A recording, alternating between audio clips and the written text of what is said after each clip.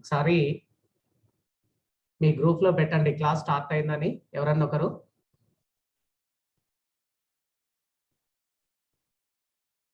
పెడతారా? Anitha Anitha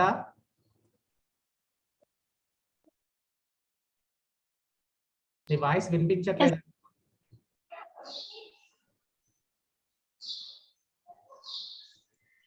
Anitha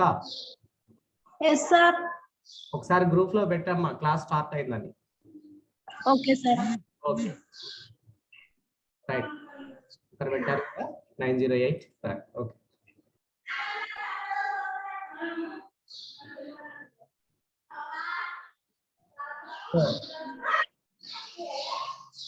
already last class వరకు మనం ఏంటి అని అంటే భౌమకాలమాన పట్టిక గురించి చూసాం. ఈరోజు ఈ ఫస్ట్ యూనిట్ లో ఉన్నటువంటి లాస్ట్ టాపిక్ పేలియోబాటనీ. సో ఈ పేలియోబాటనీ ఏంటి, పేలియోబాటనీలో అంటే పురావృక్ష శాస్త్రం అంటాము, పురాజీవ శాస్త్రం అని దేన్ని అంటాము, ఈ పురాజీవ శాస్త్రం యొక్క పరిచయం, శిలాజం అంటే ఏంటి, శిలాజీకరణ జరిగే విధానం ఏ విధంగా ఉంటుంది, శిలాజాలు అనేవి ఎన్ని రకాలుగా ఉంటాయి, ఈ శిలాజాల యొక్క ప్రాముఖ్యత ఏంటి అనేది ఈ పేలియోబాటనీ పురావృక్ష శాస్త్రంలో అధ్యయనం చేస్తూ ఉంటాం.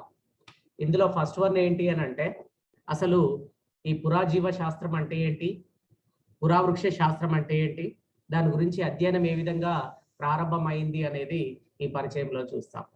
ఇందులో పురావృక్ష శాస్త్రం, ఈ పురాజీవ శాస్త్రం అంటే ఏంటి అనంటే శిలాజాలుగా ఉన్నటువంటి జీవుల గురించి అధ్యయనం చేసేటటువంటి శాస్త్ర విభాగాన్నే పురావృక్ష శాస్త్రం అని పిలుస్తూ ఉంటారు. అంటే ఒకప్పుడు జీవించి ప్రస్తుతము నిర్జీవంగా శిలాజాలుగా లభ్యమవుతున్నటువంటి వాటి గురించి అధ్యయనం చేసేటటువంటి శాస్త్ర విభాగమే పురాజీవ శాస్త్రం.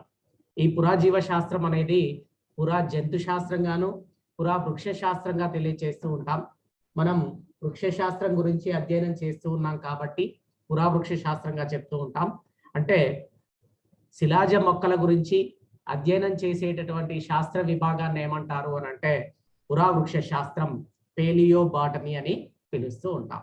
అసలు ఈ పేలియోబాటనీ గురించి ఎందుకు అధ్యయనం చేయాలి, దాని వలన అవసరం ఏమిటి అని అంటే ఈ పురావృక్ష శాస్త్రంలో భూతకాలంలో కానీ భౌమ యుగాలలో కానీ నివసించినటువంటి వృక్ష సంపద జాతుల యొక్క స్వరూపం ఏ విధంగా ఉండేది, వాటి లక్షణాలు ఏ విధంగా ఉండేవి, వాటి జీవన విధానం గురించి, అప్పుడున్నటువంటి కాలం యొక్క వాతావరణ విశేషాలను గురించి అధ్యయనం చేయడానికి, ఆ జీవుల్లో వచ్చినటువంటి పరిణామ క్రమాన్ని గురించి అధ్యయనం చేయడం కోసం మనం ఈ పురావృక్ష శాస్త్రాన్ని అధ్యయనం చేస్తూ ఉంటాం.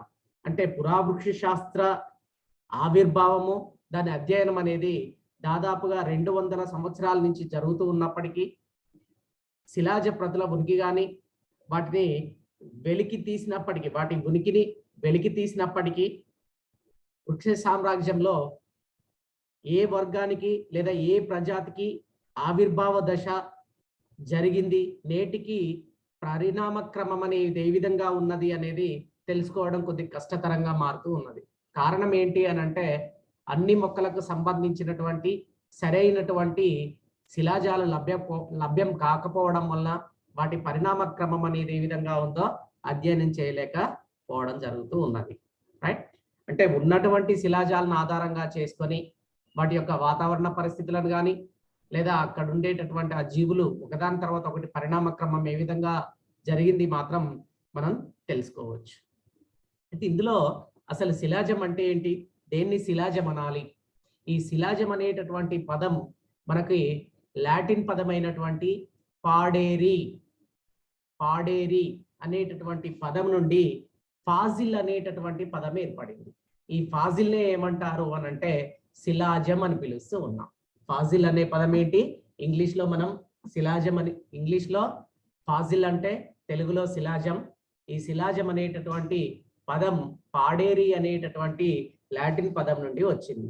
అయితే ఈ పాడేరి లేదా శిలాజం అనేది అది సేంద్రియ కానీ నిరేంద్రియ పదార్థమైనా కానీ కావచ్చు. అసలు దేన్ని మనం శిలాజం అని పిలుస్తూ ఉంటాము? శిలాజం అంటే ఏంటి అని అంటే ప్రకృతి సిద్ధ కారణాల వలన భూపటలంలో భద్రపరచబడిన ఖచ్చితమైన జీవ అవశేషాలను కానీ వాటి ఆనవాళ్ళను కానీ శిలాజాలు అని పిలుస్తూ ఉంటారు. ఓకే, అంటే ప్రకృతి సిద్ధ కారణాల వలన భూపటలంలో భద్రపరచబడినటువంటి ఖచ్చితమైన జీవ అవశేషాలను కానీ వాటి యొక్క ఆనవాళ్ళను కానీ శిలాజాలుగా చెప్పవచ్చు.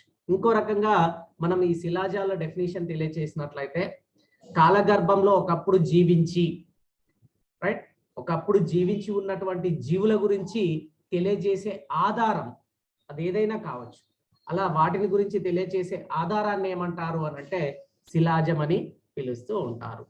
రైట్, అంటే ఈ శిలాజాలు ఎక్కువగా ఎక్కడ ఏర్పడుతూ ఉంటాయి అని అంటే అవక్షేపిత శిలల్లో మాత్రమే శిలాజాలు అనేవి ఎక్కువగా ఏర్పడుతూ ఉంటాయి.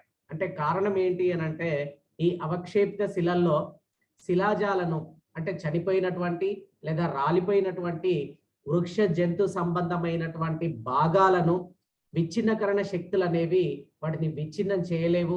ఆ ప్రదేశంలో ఈ అవక్షేపిత శిలలు అనేవి ఆ జీవులను రక్షిస్తూ ఉంటాయి కాబట్టి వాటిలలో మాత్రమే ఎక్కువగా శిలాజాలు అనేవి ఏర్పడుతూ ఉన్నాయి. ఓకే, నెక్స్ట్ అదే ఈ శిలాజీకరణ జరిగే విధానం ఏ విధంగా ఉంటుంది అని ఒకసారి పరిశీలించినట్లయితే ఎట్లా జరుగుతుంది అసలు శిలాజీకరణ అని అంటే వాస్తవానికి మరణానంతరం కానీ లేదా వేరే కారణాల వల్ల కానీ భూమిని చేరినటువంటి మొక్క భాగాలు మృత్తికా రాశుల యొక్క జీవ చర్యల వలన క్రమేణీ విచ్ఛిన్నం చెందించబడి వాటిలో ఉండే సంక్లిష్ట పదార్థాలన్నీ కూడా సరళ పదార్థాలుగా మారి మృత్తికలో కలిసిపోతూ ఉంటాయి. కానీ ఒక్కొక్కసారి ఏంటి అని అంటే ఈ ఒక్కొక్కప్పుడు ఈ విచ్ఛిన్నకర శక్తుల చర్య అనేది నిరోధించబడుతూ ఉంటుంది. అలా నిరోధించబడడం వల్ల ఏమవుతుంది అని అంటే అవి దానిలో ఉండే సంక్లిష్ట కర్బన పదార్థాలు అనేవి విచ్ఛిన్నం చెందవు. అలా విచ్ఛిన్నం చెందకపోవడం వల్ల దృశ్య రూపకంగా మనకు ఉండిపోతూ ఉంటాయి. అంటే ఈ విచ్ఛిన్నకర శక్తుల నుండి తప్పించుకున్నటువంటి జీవరాశులు లేదా మొక్కల యొక్క భాగాలు ఏవైతే ఉన్నాయో అవి మాత్రమే శిలాజాలుగా లభ్యమవుతూ ఉన్నాయి. ఈ విధంగా శిలాజీకరణ అనేది జరుగుతూ ఉన్నది. అంటే వృక్ష సామ్రాజ్యంలో ఎక్కువగా వివిధ రకాలైనటువంటి కణజాలతో నిర్మితమై ఉంటాయి కాబట్టి ఈ వృక్ష కణజాలాలు అనేవి విచ్ఛిన్నతకి సుగ్రాహ్యతకు కానీ నిరోధక శక్తిని కలిగి ఉంటాయి. అలా నిరోధక స్వభావం కలిగినటువంటి కణజాలాలు కానీ అనువైన పరిస్థితులు ఉంటే శిలాజీకరణ చెందడానికి ఎక్కువ అవకాశం ఉంటుంది. ఫర్ ఎగ్జాంపుల్ మనకు మొక్కల్లో ఉండేటటువంటి బెరడు కణజాలం కానీ లేదా ద్వితీయ బెరడు కానీ దృఢ కణజాలపు పోచలు కానీ మందమైన అవభాసని పొరలు కానీ మొక్క యొక్క వివిధ భాగాలు కానీ భద్రపరచడానికి ఎక్కువగా అవకాశం ఉన్నటువంటివి. అదే సుగ్రాహ్యత కలిగినటువంటివి చాలా సెన్సిటివ్ పార్ట్స్ ఏవైతే ఉన్నాయో ఫర్ ఎగ్జాంపుల్ మొక్క భాగాలైనటువంటి పుష్పాలు కానీ పత్రాలు కానీ రసహితమైనటువంటి ఫలాలు కానీ ఈ విచ్ఛిన్నకర శక్తులు అంటే ఏంటి? విచ్ఛిన్న క్రియను నిర్వర్తించే జీవులు, సూక్ష్మజీవులు. ఆ సూక్ష్మజీవుల చర్య జరపడం వల్ల అవన్నీ కూడా తొందరగా సరళ పదార్థాలుగా మారిపోతూ ఉంటాయి కాబట్టి అవి శిలాజీకరణ జరగడానికి మాత్రం అవకాశం ఉండదు. ఏవైతే గట్టిగా ఉండే దృఢ పదార్థాలు ఉండి ఈ విచ్ఛిన్నకర కారకుల నుండి తప్పించుకుంటాయో అవి మాత్రమే శిలాజాలుగా మార్పు చెందుతూ ఉంటాయి. ఈ విధంగా శిలాజీకరణ అనేది జరుగుతూ ఉంటుంది. అయితే శిలాజీకరణ జరగాలి అని అంటే కొన్ని పరిస్థితులు అనేవి దానికి అనుకూలంగా ఉండాలి. ఈ శిలాజీకరణ జరగడానికి అనుకూలమైనటువంటి పరిస్థితులు ఏమిటి అని అంటే మొదటిది శిలాజీకరణకు ముందు ఆ తర్వాత కూడా వాతావరణ పరిస్థితులు అనేవి అనుకూలంగా ఉండాలి. అది మొదటి లక్షణం. ఇక రెండవది ఏంటి అని అంటే త్వరితగతిన మట్టి పేర్కొంటున్నటువంటి జలాశయాలకు దగ్గరగా ఉన్నటువంటి మొక్కలు శిలాజాలుగా ఏర్పడే అవకాశం ఎక్కువగా ఉంటుంది. కారణం ఏంటి అని అంటే ఆ ప్రదేశంలో ఆ జలాశయాల్లో కనుక మొక్కలు గాలి ద్వారా కానీ లేదా నీటి ద్వారా కానీ కొట్టుకొని వచ్చి ఆ నది యొక్క అడుగు భాగంలోనికి, నదీ గర్భంలో కానీ సరస్సు గర్భంలోనికి కానీ లోపలికి పోవడం వల్ల వాటి పై భాగంలో క్రమేపీ మృత్తిక అవక్షేపితం చెందుతూ ఉంటుంది. అలా మృత్తిక అవక్షేపితం చెందడం కానీ లేదా ఆ లోతుగా ఉన్నటువంటి ప్రదేశాల్లో మనకి విచ్ఛిన్నకర శక్తులు పెరగడానికి అనుకూలమైనటువంటి ఆక్సిజన్ కానీ ఉండదు. అలా ఆక్సిజన్ లేకపోవడం వల్ల ఏమవుతుంది అని అంటే వాటిని విచ్ఛిన్నం చెందించలేవు. అలా విచ్ఛిన్నం చెందవు కాబట్టి అవన్నీ కూడా శిలాజాలుగా మారిపోయే అవకాశం అనేది ఎక్కువగా ఉంటుంది. ఈ రెండు పరిస్థితులు, మొదటిదేమో వాతావరణ పరిస్థితులు అనుకూలంగా ఉండాలి, నదుల్లో కానీ సరస్సుల్లో కానీ లోతు ఎక్కువగా ఉండడం వల్ల విచ్ఛిన్నం చెందడానికి కావలసినటువంటి ఆక్సిజన్ అనేది ఉండదు కాబట్టి ఆ ప్రదేశాలలో శిలాజాలుగా మారే అవకాశం ఉంటుంది. రైట్. నెక్స్ట్ ఇంకొకటి ఏంటి అని అంటే దృఢకరణ నిర్మితమైనటువంటి భాగాలు కానీ గట్టిగా ఉండేటటువంటి భాగాలు కానీ రైట్ అవి శిలాజీకరణకు అనుకూలంగా ఉంటాయి. అంటే చాలా గట్టిగా ఉండే భాగాలు, ఫర్ ఎగ్జాంపుల్ మనం ఇంతకుముందు చెప్పినటువంటి మొక్కలో ఉండేటటువంటి దృఢకణ జాలం ఉందనుకోండి. ఈ దృఢకణ జాలం కనుక ఉన్నట్లయితే ఆ దృఢకణ జాలం అనేది విచ్ఛిన్నకర శక్తుల నుంచి తప్పించుకోగలుగుతూ ఉంటుంది. అదే జంతువుల్లో తీసుకున్నట్లయితే గట్టిగా ఉండే ఎముక భాగం కానీ దంతాలు కానీ ఈ రెండు కూడా తొందరగా నశించిపోవు. అవన్నీ కూడా శిలాజాలుగా మారే అవకాశం అనేది ఉంటుంది. దానికి తోడు ఆక్సిజన్ అనేది లేదు కాబట్టి వాటిని విచ్ఛిన్నం చెందించే శక్తి అనేది ఉండదు. రైట్. అంటే ఒక ప్రత్యేకమైనటువంటి పరిస్థితులలో మాత్రమే శిలాజీకరణ అనేది జరుగుతూ ఉంటుంది. ఆ ప్రత్యేకమైనటువంటి వాతావరణ పరిస్థితులు అనేవి లేకపోయినట్లయితే శిలాజీకరణ అనేది జరగదు. అంటే శిలాజీకరణ జరగడం అనేది ఒక విశిష్టమైనటువంటి సంఘటనగా చెప్పవచ్చు. అందుకనే శిలాజాలు అనేవి అన్నిసార్లు ఏర్పడతాయా అనంటే అన్నిసార్లు శిలాజాలు అనేవి ఏర్పడవు. రైట్. అనుకూల వాతావరణ పరిస్థితులు ఉన్నప్పుడు మాత్రమే, కొన్ని సందర్భాల్లో మాత్రమే శిలాజాలు అనేవి ఏర్పడుతూ ఉంటాయి. ఓకే. నెక్స్ట్ మరి ఈ శిలాజాలు ఎన్ని రకాలుగా ఉన్నాయి? అలా ఏర్పడేటటువంటి శిలాజాలు, శిలాజం అంటే ఏంటి చూసాం, శిలాజీకరణ జరిగే విధానం చూసాం. శిలాజీకరణ జరగాలి అని అంటే కొన్ని ప్రత్యేకమైనటువంటి పరిస్థితులు అవసరము అని చెప్తూ ఉన్నాం.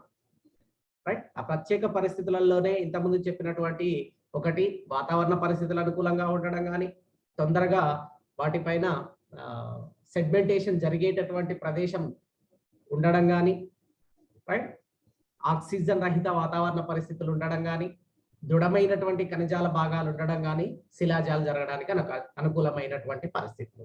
దాన్ని ఆధారంగా చేసుకునే కొన్ని రకాలైనటువంటి శిలాజాలు అనేవి ఏర్పడుతూ ఉంటాయి. ఆ శిలాజాలు అనేవి ఎన్ని రకాలుగా ఉన్నాయి ఒకసారి పరిశీలించినట్లయితే శిలాజాలు ముఖ్యంగా మనకి ఒక 7 రకాలైనటువంటి శిలాజాలు అనేవి కనబడుతూ ఉంటాయి.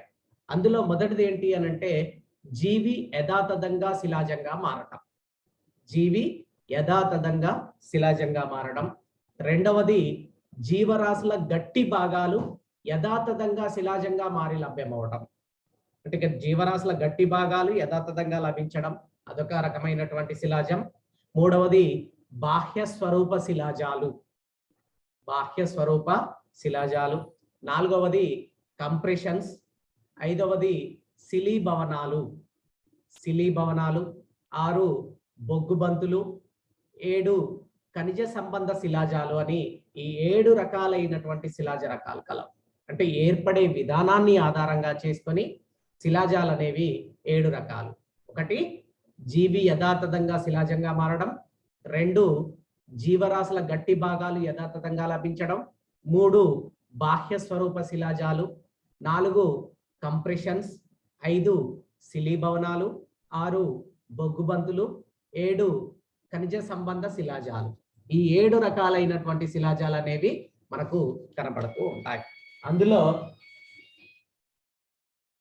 మనకి ఫస్ట్ వన్ ఏంటి అని అంటే జీవి యథాతథంగా శిలాజంగా మారడం. ఏంటి ఇక్కడ జీవి యథాతథంగా శిలాజంగా మారడము అని అంటే ఎలాంటి వాతావరణ పరిస్థితుల్లో జరుగుతూ ఉంటుంది అంటే మనకు తెలుసు మన దగ్గర ఉన్నటువంటి మంచు కొండలు ఎక్కడున్నాయి. మంచు కొండలు అనేవి అని అంటే హిమాలయ పర్వత ప్రాంతాల్లో తీసుకున్నట్లయితే రైట్.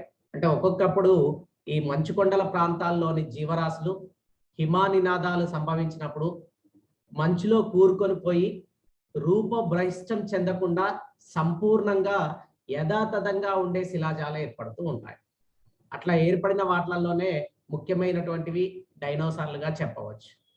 వాటికి ఎగ్జాంపులే మంచులో ఇమిడి ఉన్నటువంటి రైనోసిరాస్ నిర్జీవ దేహాలు.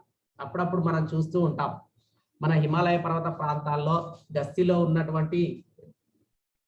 ఉన్నటువంటి మన జవాన్ల పరిస్థితి అంటే జనవరి ప్రాంతంలో కానీ డిసెంబర్ ప్రాంతంలో కానీ తీసుకున్నట్లయితే ఉష్ణోగ్రత అనేది -°C ఉండడం వల్ల ఒక్కొక్కసారి ఆ ప్రదేశంలో నిద్రిస్తూ ఉన్నప్పుడు వాళ్ళ పై భాగంలో మంచు పడిపోయి ఆ మంచులోనే కూరుకొని పోతూ ఉంటారు. 15 days 20 days తర్వాత వాళ్ళని గుర్తించినప్పటికీ నిర్జీవ స్థితిలో బాడీ ఎటువంటి చెక్కు చెదరకుండా ఉన్నటువంటి పరిస్థితిలో ఉంటుంది. అంటే అది కొంతకాలం పాటు అలానే జరిగినట్లయితే దానిలో మంచులో ఇమిడిపోయి అవి నిర్జీవ స్థితిలో ఉన్నటువంటి రూపభ్రయిష్టం చెందినటువంటి జీవులు యథాతథంగా శిలాజంగా ఏర్పడుతూ ఉంటాయి. అందులో ఒకటే ఈ మంచులో ఇమిడి ఉన్నటువంటి రైనోసిరాస్ నిర్జీవ దేహాలు. ఎక్కడున్నాయి ఇవి? ఉత్తర సైబీరియాలో ఉన్నటువంటి మంచులోనివి. ఇక రెండవది ఏంటి అని అంటే రెండవ రకానికి చెందినటువంటివి అంబర్లో ఇమిడి ఉండే శిలాజాలు. ఈ అంబర్లో ఇమిడి ఉండే శిలాజాల్లో ఏంటి అంబర్ అంటే ఏంటి?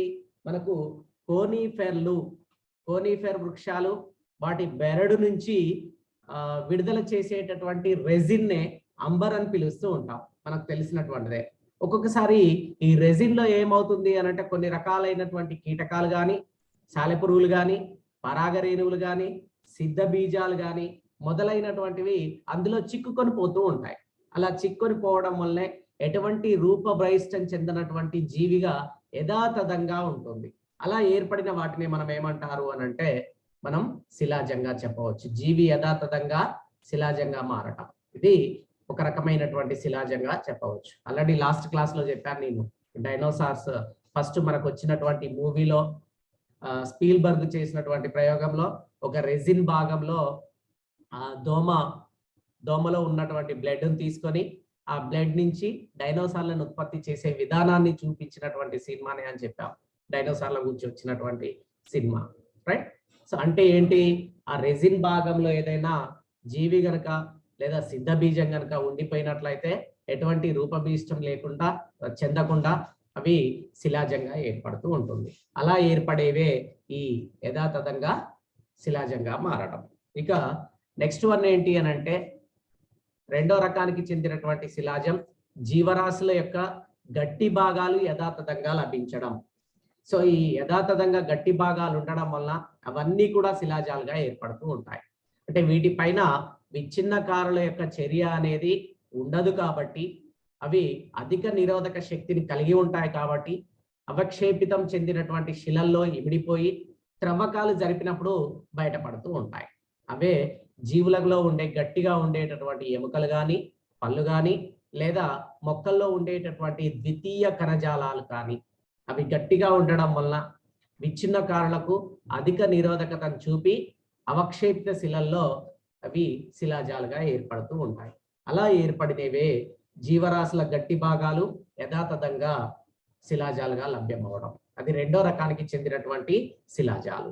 ఇక మూడో రకానికి చెందినటువంటి శిలాజాలను తీసుకున్నట్లయితే అవి బాహ్య స్వరూప శిలాజాలు. ఏంటి బాహ్య స్వరూప శిలాజాలు అనంటే మామూలుగా ఈ రకం శిలాజాల్లో జీవి యొక్క భాగాలు కానీ ఆకృతులు కానీ భద్రపరచబడుతూ ఉంటాయి.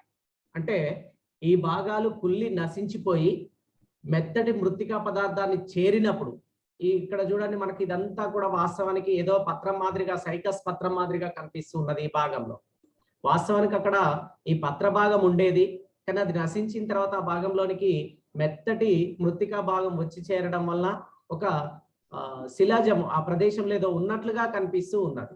అలా ఏర్పడేవే బాహ్య స్వరూప శిలాజాలు. ఈ బాహ్య స్వరూప శిలాజాలు తిరిగి మూడు రకాలుగా చెప్పవచ్చు. అవి ఒకటి ముద్రలు, రెండు అచ్చులు, మూడు పోతలు, రైట్? ఈ మూడు రకాలైనటువంటివిగా మనం చెప్పవచ్చు. ఓకే, వినిపిస్తుందమ్మా?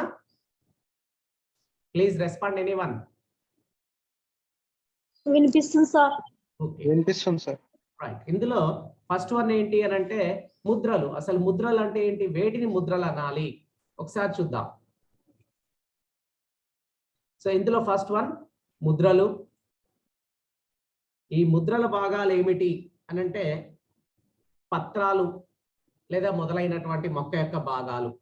ఏదైనా ఒండ్రు మట్టి పై భాగంలో పడినప్పుడు వాటి ఆకృతులు మొత్తం కూడా ఈ ఒండ్రు మట్టి పై భాగంలో ముద్రితం అవుతూ ఉంటాయి.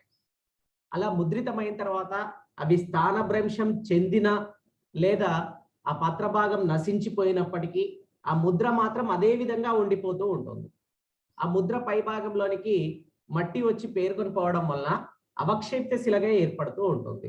అంటే ఈ లోపలి ముద్ర మాత్రం శాశ్వతంగా భద్రపరచబడి శిలాజంగా ఉండిపోతూ ఉంటుంది.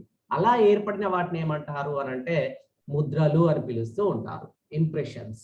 రైట్. ఇది ఇక్కడ మనం చూసేటటువంటి సైకాడ్ పత్ర భాగం ఏదైతే ఉందో ఆ భాగాన్ని మనం ఇంప్రెషన్స్ గా చెప్పవచ్చు. ఇక్కడ సైకస్ పత్రం ఏంటి అని అంటే ఆ భాగంలో ఏర్పడి ఆ సైకస్ పత్ర భాగం నశించిన తర్వాత ఆ భాగంలోనికి మెత్తటి మట్టి భాగం వచ్చి చేరడం వల్ల ఆ భాగం మొత్తం కూడా మనకి శిలాజంగా ఏర్పడుతూ ఉన్నది. అంటే అచ్చు భాగం ముద్ర భాగం కనపడుతూ ఉన్నది.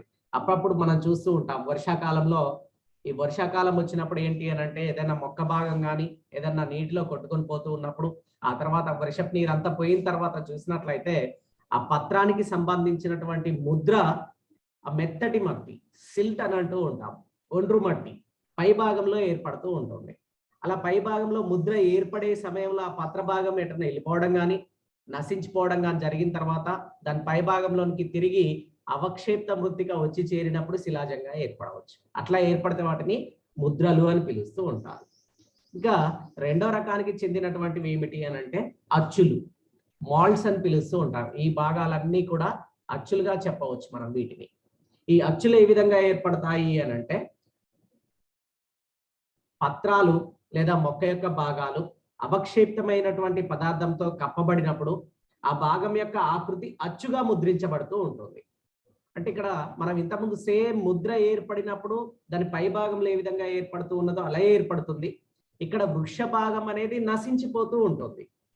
అలా వృక్ష భాగం నశించిపోయి అచ్చు మొత్తం కూడా బోలుగా ఏర్పడుతూ ఉంటుంది. అలా బోలుగా ఏర్పడి ఆ లోపలి భాగం బోలుగా ఉండి అట్లనే ఉండిపోతూ ఉంటుంది. అలా ఏర్పడితే దాన్ని అచ్చులు అని పిలుస్తూ ఉంటాం. అంటే ఇక్కడ ఏంది, మృత్తిక మధ్య భాగంలో ఏదైనా వృక్ష భాగం ఉన్నప్పుడు ఆ వృక్ష భాగము ఉన్నటువంటి ప్రదేశంలో కొంతకాలానికి వృక్షం మొత్తం కూడా విచ్ఛిన్నకారుల సహాయం చేత నశించిపోతూ ఉంటుంది. అలా నశించిపోవడం వల్ల ఏమవుతుంది అని అంటే ఆ మధ్య భాగం అనేది ఖాళీగా ఉంటుంది. అక్కడ మృత్తిక కానీ లేదా వృక్ష సంబంధ భాగం అనేది లేదు. అలా లేకపోవడం వల్ల ఖాళీగా ఉంటుంది. అలా ఏర్పడిన వాటిని ఏమంటారు అని అంటే అచ్చులు అని పిలుస్తూ ఉంటారు. అదే పోతలు అంటే ఏంటి అని అంటే సేమ్ యాజ్ ఇట్ ఈజ్ అచ్చుల మాదిరిగానే ఏర్పడుతూ ఉంటుంది. అంటే మృత్తిక పై భాగంలోనికి పత్ర భాగాలు లేదా మొక్క భాగాలు వచ్చి చేరిన తర్వాత దాని భాగంలో ఉన్నటువంటి వృక్ష భాగం అనేది విచ్ఛిన్నకారుల సహాయం చేత నశించిపోతూ ఉంటుంది. అలా నశించిపోయి బోలుగా ఏర్పడినప్పుడు ఆ మధ్య భాగములోనికి బంకమట్టి కానీ లేదా సున్నం కానీ ఇసుక కానీ బురద కానీ వచ్చి చేరుతూ ఉంటుంది. అలా వచ్చి చేరి క్రమేపీ గట్టిగా రాయి మాదిరిగా తయారవుతూ ఉంటుంది. రైట్. అట్లా కనుక శిలాజం ఏర్పడితే దాన్ని ఏమంటారు అని అంటే పోతలు అని పిలుస్తూ ఉంటాం. అంటే బాహ్యాకృతిలో చూసినప్పుడు మనకు ఆ భాగం ఏ విధంగా ఉండేదో అదే విధంగా కనిపిస్తూ ఉంటుంది. రైట్. అట్లా ఏర్పడేవే పోతలుగా చెప్పవచ్చు. ఎగ్జాంపుల్ మెడుల్లేసి కుటుంబానికి చెందినటువంటి ట్రిగనోకార్పస్ యొక్క విత్తనం. ట్రిగనోకార్పస్ యొక్క విత్తనం దీనికి బెస్ట్ ఎగ్జాంపుల్ పోతలు అనే దానికి మనం ఊళ్ళల్లో చూడవచ్చు. ఒకటి మాక్సిమం మన దగ్గర ఏంటి అని అంటే గిన్నెలు తయారు చేయడానికి వస్తూ ఉంటారు. ఒకసారి చూడండి, గిన్నెలు కానీ స్పూన్స్ తయారు చేస్తూ ఉన్నప్పుడు ఏంటి అని అంటే మట్టిలో ఫస్ట్ దాన్ని అచ్చులు వేస్తూ ఉంటాడు.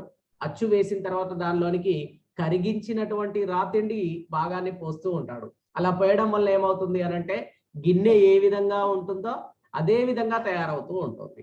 అంటే ఇక్కడ కూడా పోతలు తయారవుతూ ఉన్నప్పుడు మొక్క భాగం ఏర్పడి ఆ మొక్క భాగం నశించింది కాబట్టి ఆ ప్రదేశంలో ఖాళీగా ఉన్నప్పుడు ఖాళీ ప్రదేశంలోనికి మృత్తిక సున్నం లేదా ఇసుక లేదా బురద బంకమట్టి వచ్చి చేరడం వల్ల గట్టిగా మార్పు చెంది ఆ వృక్ష భాగం ఏ విధంగా ఉండేదో అట్లే తయారవుతూ ఉంటుంది. అలా ఏర్పడితే దాన్ని పోతలుగా మనం చెప్పవచ్చు.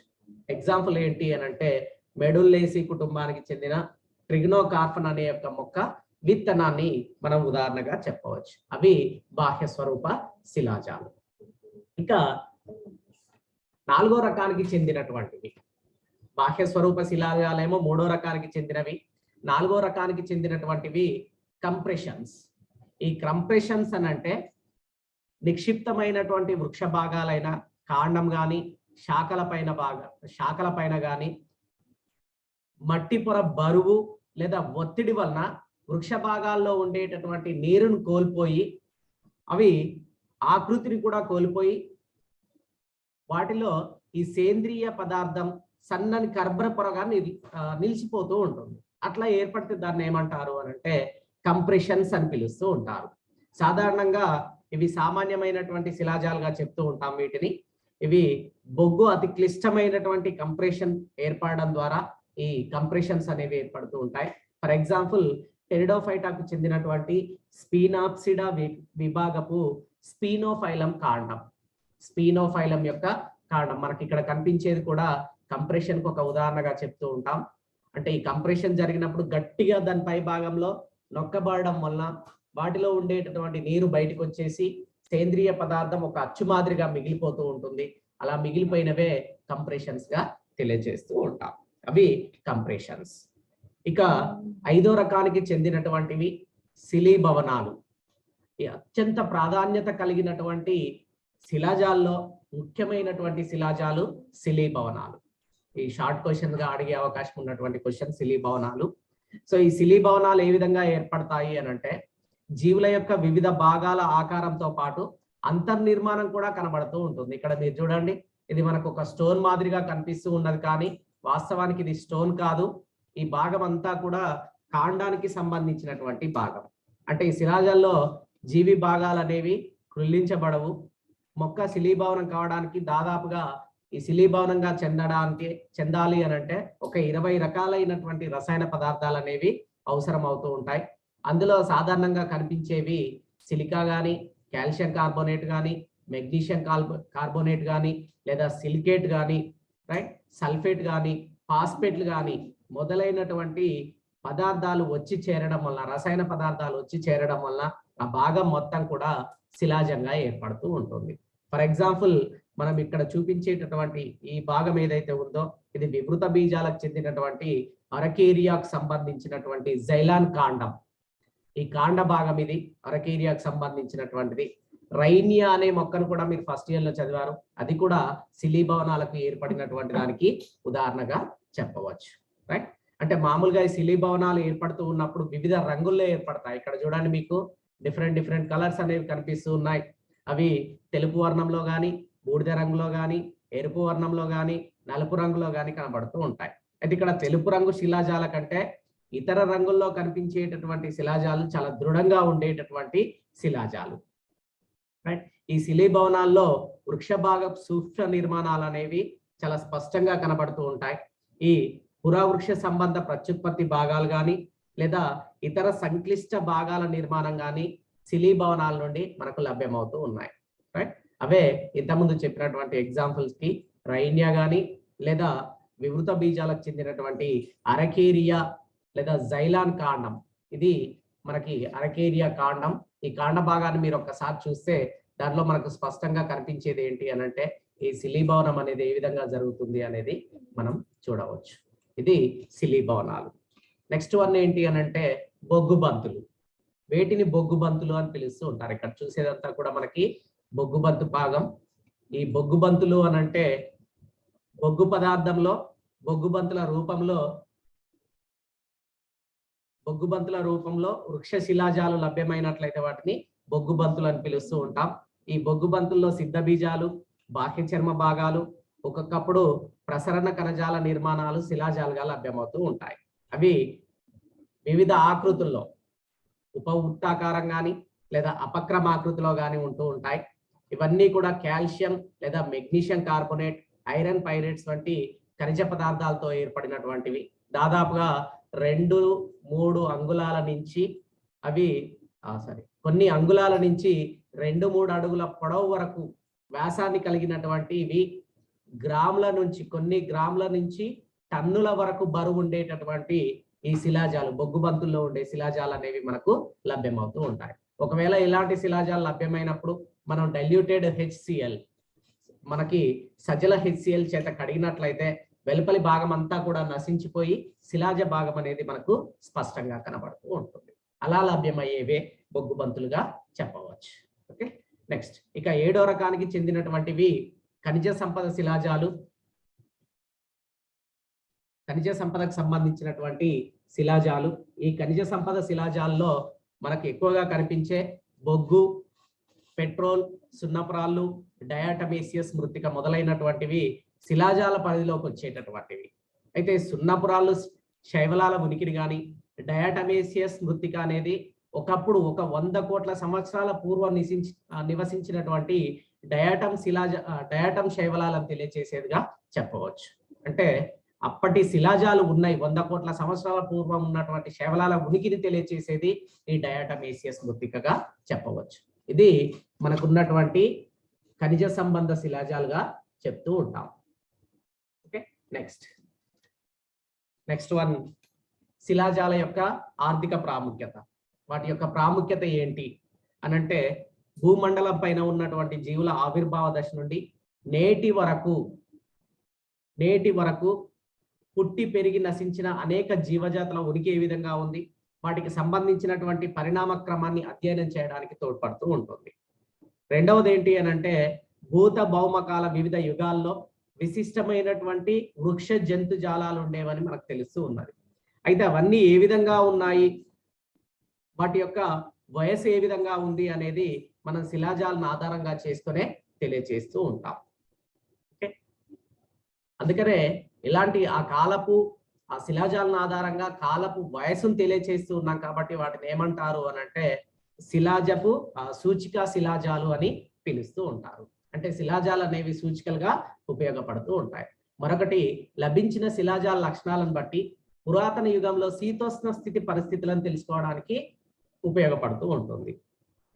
నెక్స్ట్ అదేవిధంగా కొన్ని ప్రత్యేకమైనటువంటి పెట్రోలియం శిలాజాలను ఆధారంగా చేసుకొని అక్కడ పెట్రోలియం కానీ బొగ్గు గనుల యొక్క ఉనికి కానీ వాటి ఎంతవరకు విస్తరించి ఉంది అనేది మనం తెలుసుకోవచ్చు. అలా తెలుసుకోవడానికి మనకి ఉపయోగపడుతూ ఉంటుంది. ఇది శిలాజాల యొక్క ప్రాముఖ్యత. రైట్, ప్రాముఖ్యతలో ఫస్ట్ వన్ ఏంటి, భూమండలం పైన ఉన్నటువంటి జీవుల ఆవిర్భావం ఏ విధంగా ఉంది, నేటి వరకు పుట్టి పెరిగి నశించినటువంటి జీవజాతుల ఉనికి ఏమిటి, వాటి పరిణామ క్రమం అనేది ఏ విధంగా ఉంది అధ్యయనం చేయాలి అని అంటే శిలాజాలు తోడ్పడుతూ ఉంటాయి. అంటే శిలాజాల పరిశీలన అనేది అవసరం అవుతూ ఉంటుంది. మనకి భూతకాలంలో మనం ఇప్పుడు చెప్పినటువంటి వివృత బీజాలు, నశించిపోయినటువంటి వివృత బీజాలు కానీ, డైనోసార్లను కానీ వాటి గురించి తెలుసుకోవాలి అని అంటే వాటి అవశేషాలు లభించినప్పుడు మాత్రమే వాటిని తెలుసుకోగలుగుతూ ఉంటాం. అంటే భూత భౌమ కాలాల్లో ఉన్నటువంటి విశిష్టమైనటువంటి వృక్ష జంతు సంపద ఏ విధంగా ఉంది అనేది తెలుసుకోవాలి అని అంటే ఈ శిలాజాల అధ్యయనం అనేది అవసరం అవుతూ ఉంటుంది. అయితే ఒక్కొక్కసారి ఈ శిలాజాలు అనేవి ఆ కాలంలో ఏ విధంగా ఉండేవి, వృక్ష సంపద జంతు సంపద అనేది తెలియజేస్తూ ఉంటాయి కాబట్టి వాటిని సూచిక శిలాజాలు అని పిలుస్తూ ఉంటాం. సూచిక శిలాజాలు అని పిలుస్తూ ఉంటాం. రైట్, అంటే ఈ శిలాజాలను ఆధారంగా చేసుకునే మనం జియోలాజికల్ టైం స్కేల్లో చూసాం. జియోలాజికల్ టైం స్కేల్లో ఆ యుగంలో లభించినటువంటి రాతి యొక్క వయసును ఆధారంగా చేసుకునే, కార్బన్ డేటింగ్ మెథడ్ ఆధారంగా చేసుకునే మనం అక్కడ ఉన్నటువంటి వాతావరణ పరిస్థితులు కానీ దాని వయసును కానీ తెలియజేశాం. అంటే అక్కడ ఉండే శిలాజాలను ఆధారంగా చేసుకుని ఏం తెలియజేయొచ్చు అని అంటే మనం ఆ యుగంలో ఉన్నటువంటి శీతోష్ణ స్థితి పరిస్థితులను తెలుసుకోవడానికి అనుకూలంగా ఉంటుంది. ఇప్పుడు మనకు లభ్యమయ్యేటటువంటి ఈ పెట్రోలియం కానీ బొగ్గు కానీ అవన్నీ కూడా ఒకప్పుడు ఉన్నటువంటి వృక్ష సంపద నశించిపోవడం ద్వారా ఏర్పడినటువంటిదే ఈ బొగ్గు పెట్రోలియం. మనకు తెలుసు పెట్రోలియం అంతా కూడా డయాటమేసియస్ మృత్తిక ద్వారా ఏర్పడేటటువంటిదే. బొగ్గు గనులు మొత్తం కూడా వృక్ష సంపద నశించడం ద్వారా ఏర్పడినటువంటివే. అయితే ఆ ప్రదేశంలో పెట్రోలియం కానీ బొగ్గు గనులు కానీ ఎంత భాగం ఉన్నాయి, ఎంత ప్రదేశంలో విస్తరించి ఉన్నాయి అనేది ఎస్టిమేషన్ వేయాలి అని అంటే అక్కడ లభించేటటువంటి శిలాజాలను ఆధారంగా చేసుకునే మనం ఎస్టిమేషన్ వేసి వాటి విస్తీర్ణం ఎంత ఉంది అనేది తెలియచేయవచ్చు.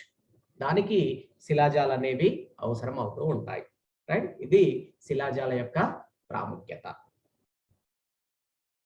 ఓకే, ఇది మనకున్నటువంటి శిలాజాలు